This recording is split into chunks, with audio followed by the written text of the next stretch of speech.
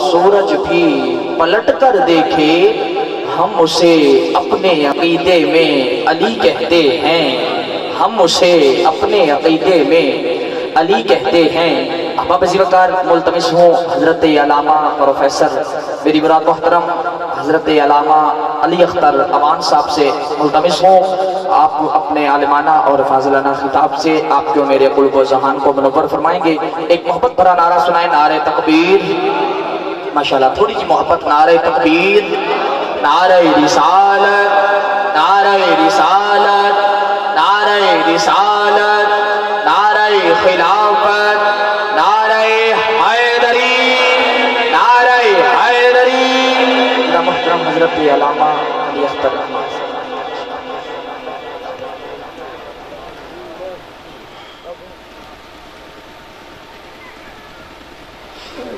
नहमदुहु व नुसल्ली व नुसल्लिमु अला सय्यदिना व मौलाना मुहम्मदिन रसूलिहिन नबिय्यिल अमीनिल करीमिर रऊफिर रहीम।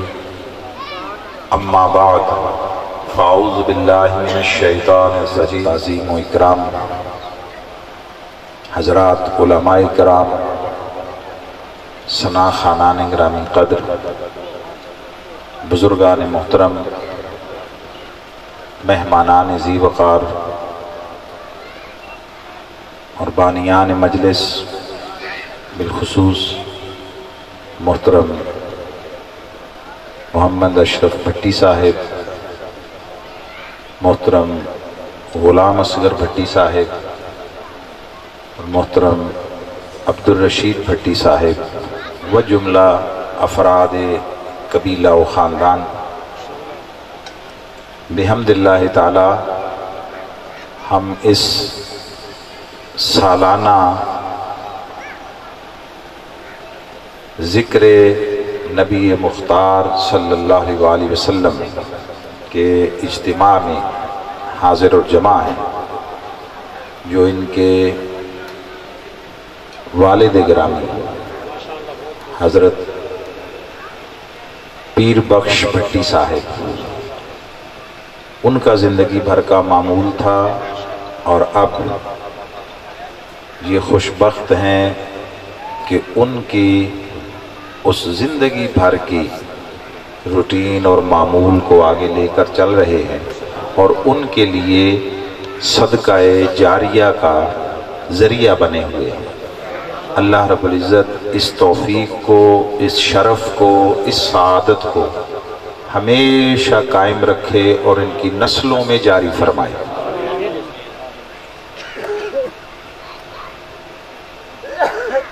जो कलिमात कुरान मजीद से तिलावत किए गए, इनके हवाले से चंद ज़रूरी चीज़ें हैं। उसमें अकीदे का पहलू भी है और उसमें अमल का पहलू भी है, दोनों चीज़ें हैं। अल्लाह रब्बुल इज़्ज़त ने इरशाद फरमाया, मैं युतिइर रसूल फ़क़द अता अल्लाह, जो कोई इस रसूल की इताअत करता है उसने अल्लाह की इताअत कर।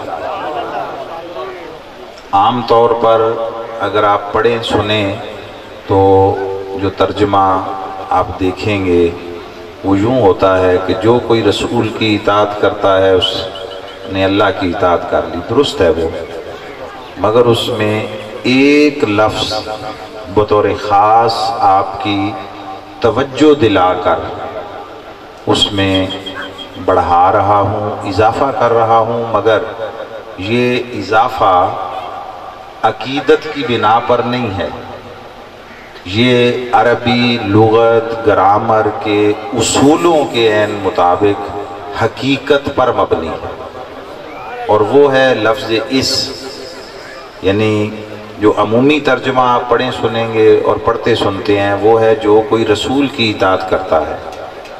मैं उसके साथ तवज्जो आपकी मबजूल कराना चाहता हूँ कि ये कह रहा हूँ कि जो कोई इस रसूल की इताअत करता है, क्या है, जो कोई اس رسول کی، تو لفظ اس کے آ جانے سے آپ سمجھتے ہیں کوئی معنی زیادہ واضح ہوا ہے؟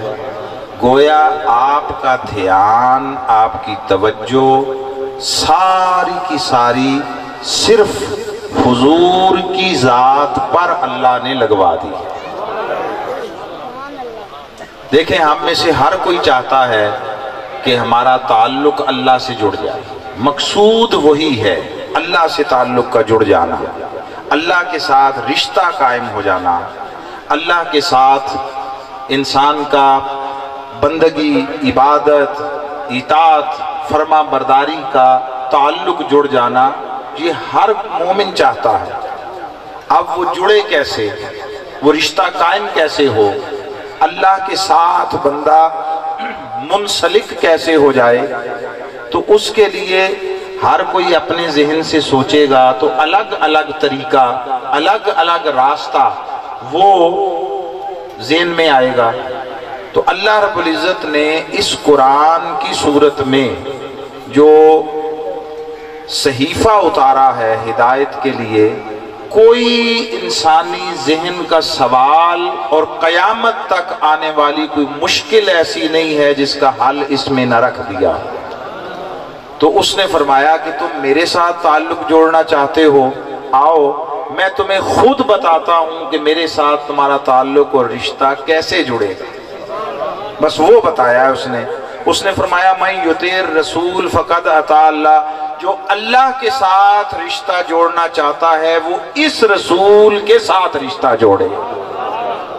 سادہ بات، جو اللہ سے محبت کرنا چاہتا ہے وہ اس رسول سے محبت کر لے، جو اللہ کا دامن تھامنا چاہتا ہے وہ اس رسول کا دامن تھام لے، جو اللہ کو راضی کرنا چاہتا ہے وہ اس رسول کو راضی کر لے، جو اللہ کے غضب سے بچنا چاہتا ہے وہ اس رسول کی ناراضگی سے بچ جائے، اپنے آپ کو بچائے، جو اللہ کے ساتھ جنگ نہیں کرنا چاہتا وہ رسول کے ساتھ عداوت نہ رکھے، جو اللہ کا ادب کرنا چاہتا ہے وہ اس رسول کا ادب کر لے، جو اللہ سے خیرات فضل پانا چاہتا ہے وہ اس رسول کے در کا سوالی اور بھکاری بن جائے، جو چاہتا ہے اسے اللہ کی نعمتوں سے حصہ ملے وہ رسول کے در کے ٹکڑوں کو اپنی زندگی کی متاع حقیقی جانے، جو چاہتا ہے کہ وہ اللہ کے ہاتھ پر بیعت کر لے وہ اس رسول کے ہاتھ پر بیعت کر لے۔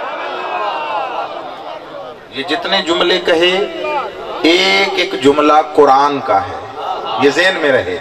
یہ میں نے جوش خطابت میں، جوش جذبات میں آپ کو کوئی گردان نہیں سنائی ہے، میں نے ایک ایک جملہ، یہ آپ کے پاس ریکارڈ ہو رہا ہے، زندگی کی آخری سانس تک ذمہ دار ہوں، آخری سانس تک۔ آپ کو کوئی بات الجھن میں مبتلا کرے، سمجھ نہ پائیں، کوئی بات ہوتی ہے، یا آپ کو ذرا عجیب لگے، معمول سے مختلف لگے، تو میں ساری زندگی اپنے ایک ایک لفظ کا ذمہ دار ہوں، اپنے اساتذہ، اپنے مشائخ کی دی ہوئی تربیت کی بنیاد پر۔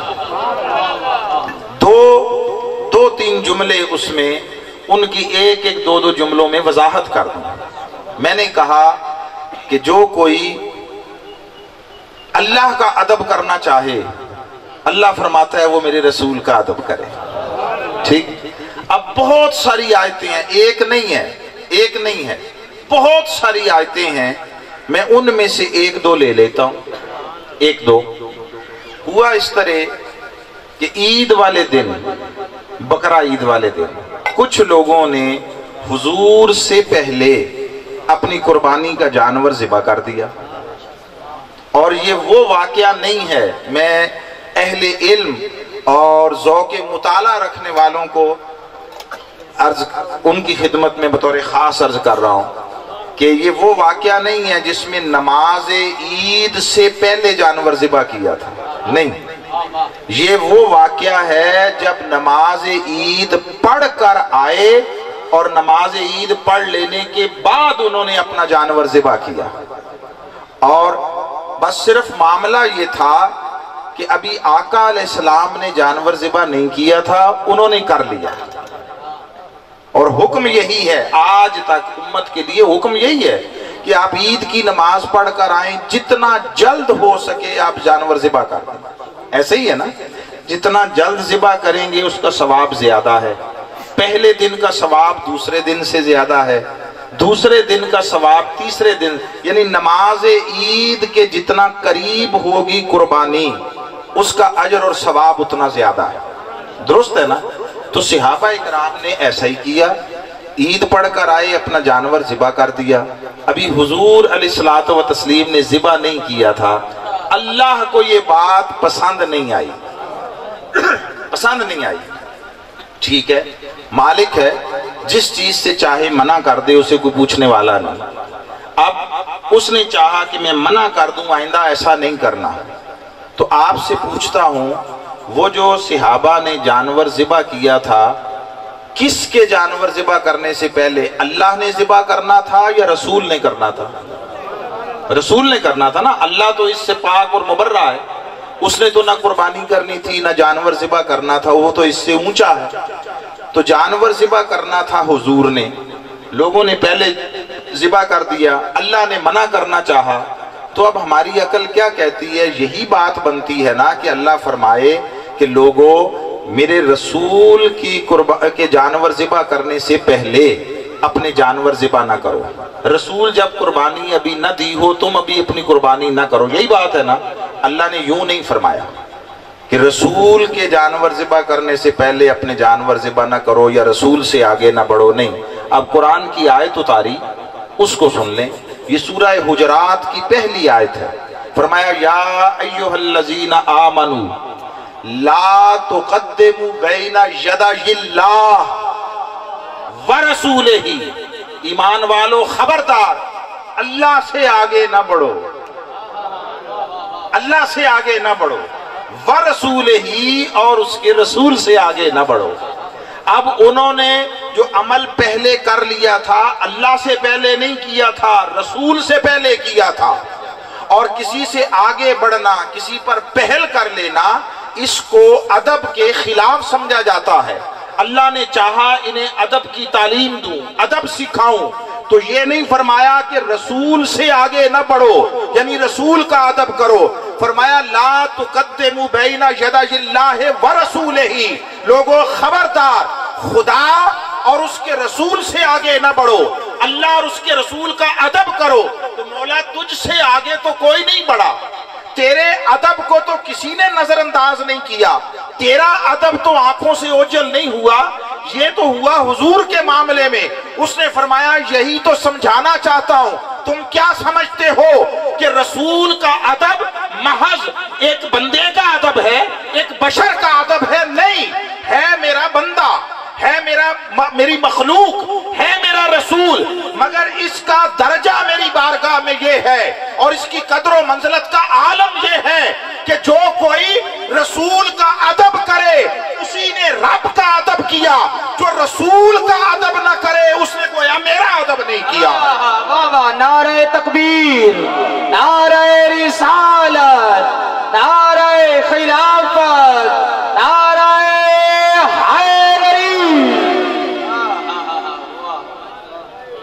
اس نے فرمایا میرا ادب رسول کے ادب سے الگ کوئی شے نہیں ہے، جو ادب رسول ہے وہی ادب خدا ہے، اور ادب خدا وہی ہے جو ادب مصطفیٰ ہو۔ ادب مصطفیٰ کے بغیر ادب خدا کا کوئی تصور نہیں ہے۔ پھر آقا علیہ السلام نے ایک صحابی کو آواز دی، یہ اس سے بھی اونچی بات ہے، آواز دی ایک صحابی کو، وہ کچھ دیر کے بعد تشریف لائے، کوئی 2-4-5 منٹ لگ گئے۔ جب آئے حاضر خدمت ہوئے تو حضور نے پوچھا میری آواز نہیں سنی تھی؟ جب میں نے بلایا پہلے عرض کیا یا رسول اللہ سنی تھی، تو فرمایا پھر کیوں نہیں آئے جلدی؟ اس نے کہا میں اللہ کی نماز پڑھ رہا تھا۔ بولیے کیا؟ اللہ کی نماز پڑھ رہا تھا۔ کتنی مضبوط بات ہے، کتنی اعلیٰ بات۔ چونکہ حضور نے جب سنا اللہ کی نماز پڑھ رہا تھا تو آقا خاموش ہو گئے۔ حضور تو آئے اس لیے تھے کہ لوگوں کا تعلق اللہ سے جوڑیں، بندوں کی जबीन बंदगी अल्लाह की बारगाह में झुका दें, लोगों का रब के साथ ताल्लुक अबूदियत कायम हो जाए। आए इसलिए थे, जब सुना कि उसने कहा मैं अल्लाह की इबादत कर रहा था, नमाज पढ़ रहा था, हुजूर चुप हो गए। अब मेरी बात तवज्जो से अल्फाज पर गौर करें। जिसने बुलाया था यानी हुजूर, वो ये बात सुनकर आका खामोश हो गए। जिसकी वो नमाज पढ़ रहा था वो रब खामोश न रहा। जिसकी बंदगी में था, जिसकी इबादत में था, वो रब खामोश न रहा। अल्लाह ने उसी वक्त आयत उतार दी, या अय्युहल्लज़ीना आमनू इस्तजीबू लिल्लाहि वलिर्रसूल इज़ा दआकुम लिमा युहयीकुम। अब मैं अगली बात करने से पहले एक सवाल पूछना चाहता हूं। अभी मैंने आपको बताया, बोलिए उसको आवाज किसने दी थी? हुजूर ने। किसने? हुजूर ने। बुलाया किसने था? हुजूर ने बुलाया था। अब वो देर से आया, नमाज में था। चलो अल्लाह रोकना चाहता है, मना करना चाहता है कि खबरदार ऐसे न किया करो, मेरा हबीब जब बुलाए आ जाओ। तो यही कहना बनता है ना कि लोगों, जब तुम्हें रसूल बुलाए फौरन आ जाया करो। यही हुक्म बनता है ना। अल्लाह ने यूं नहीं फरमाया कि जब तुम्हें रसूल बुलाए आ जाया करो। फरमाया ए ईमान वालो, इस्तजीबू लिल्लाहि वलिर्रसूल इज़ा दआकुम लिमा युहयीकुम। लोगों, जब तुम्हें अल्लाह बुलाए फौरन आया करो। जब तुम्हें खुदा बुलाए फौरन आया करो। वलिर रसूल, और उसके रसूल के बुलावे पर। बुलाया फकत रसूल ने था, उसने यूं नहीं मना किया कि जब रसूल बुलाए आया करो। नहीं, जब तुम्हें खुदा और उसका रसूल बुलाए फौरन आया करो। क्या माना? समझाना चाहता है लोगों, रसूल के बुलावे को महज एक बंदे और एक इंसान का बुलाना न समझो।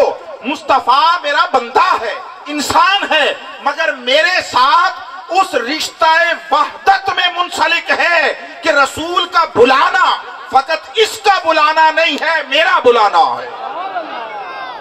तो जब मैं बुलाऊं तो मेरी इबादत में थे, मैंने बुलाया। तो मेरी इबादत किस लिए करते हो? मुझे खुश करने के लिए, मुझे राजी करने के लिए। तो जब मैं बुला रहा हूं, मेरे बुलावे को नजरअंदाज करके मुझे कैसे खुश कर सकते हो? जब मैं बुलाऊं तो नमाज में भी खड़े हो तो नमाज भी मेरी है, बुलावा भी मेरा है। तो जब मैं बुलाऊं तो फिर नमाज को ना देखा करो, मेरे बुलाने को देखा करो। तो मौला बुलाया तो रसूल ने था। फरमाया हाँ, यही तो तुम्हारे जहनों की तख्ती पर, दिलों की तख्ती पर नक्श करना चाहता हूं। रसूल का बुलाना सिर्फ इसका बुलाना नहीं है, इसका बुलाना मेरा बुलाना है। तो जब मैं बुलाऊं तो आया करो। क्यों? लिमा युहयीकुम, इस बुलावे में तुम्हारे लिए जिंदगी है।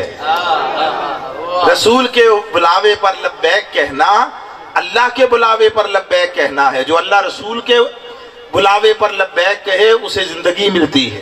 अब इसके बाद हुक्म ये था कि कोई नमाज पढ़ रहा हो, आका बुलाएं।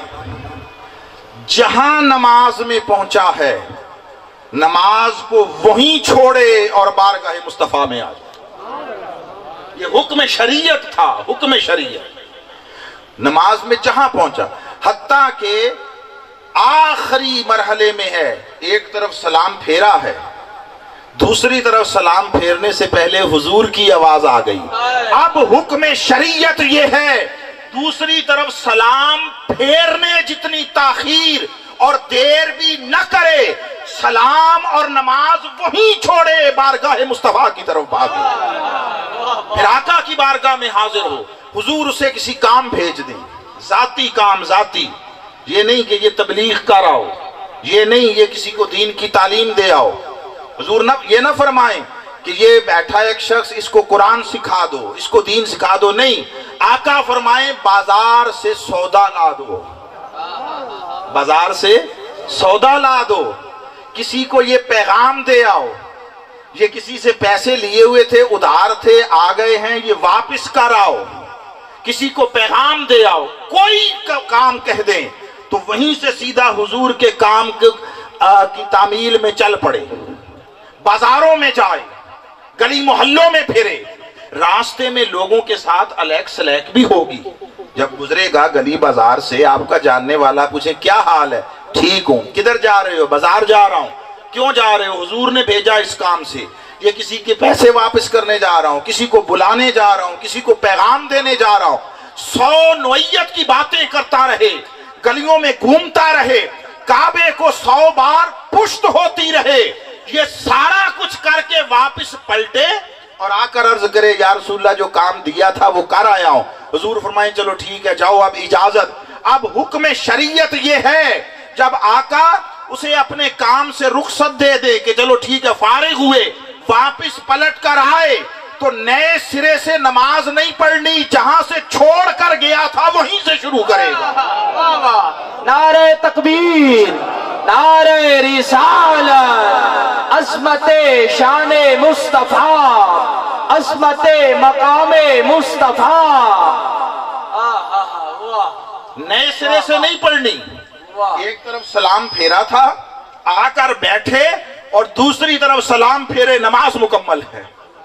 اور صرف یہی نہیں کہ نئے سرے سے نہیں پڑھنی، سجدہ سہو بھی نہیں کرنا۔ جب آپ بھول جائیں نماز میں، کوئی غلطی ہو جائے، اور صرف غلطی نہیں کہ آپ نے کوئی چیز اس میں سے پڑھنا بھول گئے، نہیں، فرض کی ادائیگی میں تاخیر ہو جائے، دو ہی چیزوں سے سجدہ واجب ہوتا ہے نا، فرض میں تاخیر اور واجب کا چھوٹ جانا، یہ دو چیزیں ہو جائیں تو سجدہ سہو ہوتا ہے۔ تو فرض میں تاخیر ہونے سے بھی سجدہ سہو لازم آتا ہے، وہ گیا، اور کتنی تاخیر، 3 تسبیحات جتنی، سبحان ربی الاعلیٰ، سبحان ربی الاعلیٰ، سبحان ربی الاعلیٰ، اتنی تاخیر ہو جائے فرض کی طرف جاتے ہوئے تو سجدہ سہو واپس۔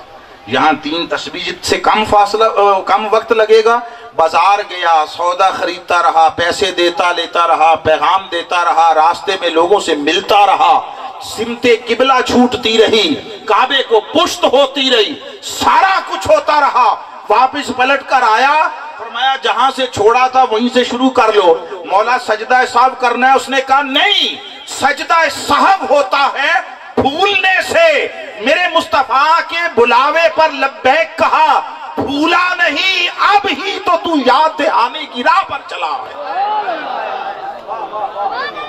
بھولتا کیسے ہے آدمی، نماز میں دھیان ادھر ادھر ہو گیا تو بھول گیا۔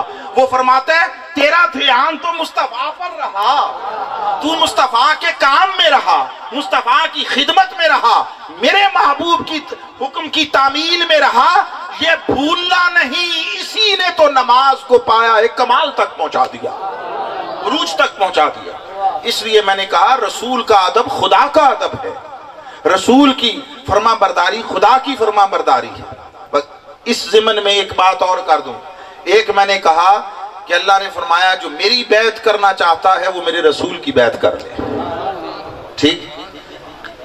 آقا علیہ السلام نے حدیبیہ کے مقام پر اپنے صحابہ سے کچھ 1450-1500 صحابہ تھے، ان سے بیعت لی، جانثاری کی۔ حضرت عثمان غنی کو پہلے بھیجا تھا مکہ قریش کے ساتھ گفتگو کرنے، مذاکرات کرنے، انہوں نے نظر بند کر دیا اور بات پھیل گئی کہ انہوں نے شہید کر دیا ہے۔ آقا علیہ السلام کو اللہ رب العزت نے ساری اطلاع خبر دی ہوئی تھی، مگر ہماری تربیت کے لیے حضور نے حضرت عثمان کے لیے لڑنے، مرنے، خون بہانے، گردنیں کٹانے کی بیعت وفاداری لی، حالانکہ وہ وفادار تھے، بیعت جانثاری لی، حالانکہ جانثار تھے۔ جب یہ سارا کچھ کیا تو صحابہ سے پوچھا بھئی آپ نے کس کے ہاتھ پر بیعت کی؟ صحابہ سے پوچھا، صحابہ نے ہمیں کتب احادیث بھری پڑی ہیں، جواب دیا کہ ہم نے حضور کے ہاتھ پر بیعت کی، آقا کے ہاتھ پر بیعت کی۔ ٹھیک ہے، آپ کو بہت سارا مواد ملے گا ذخیرہ حدیث میں۔ ہم نے کہا ٹھیک ہے، اب صحابہ کی گواہی آ گئی، ان سے اونچے درجے کا کوئی طبقہ نہیں ہے، یہ رضی اللہ عنہم ورضوا عنہ اس کے مصداق ہیں، اللہ ان سے راضی، یہ اللہ سے راضی، سچے لوگ، کھرے لوگ، خالص لوگ۔ تو انہوں نے کہا ہم نے हुजूर के हाथ पर, रसूल के हाथ पर बैत की दुरुस्त है। दो गवाहियां भी मुकदमे को साबित करने के लिए काफी, यहाँ तो दर्जनों सैकड़ों थी। हमने कहा ठीक है, मुतमईन हुए, हम बंद करने लगे अपने सवाल की किताब। तो उसने फरमाया इनसे पूछते हो मुझसे भी पूछो, मुझसे भी पूछो, इनसे गवाही लेते हो मेरी गवाही भी दो, मौला आप भी गवाही देते हैं? उसने फरमाया हाँ मैं भी देता हूँ, मैं भी गवाहों में शामिल होता हूँ। कुरान मजीद में है ना, जब उसने हुजूर के लिए अंबिया से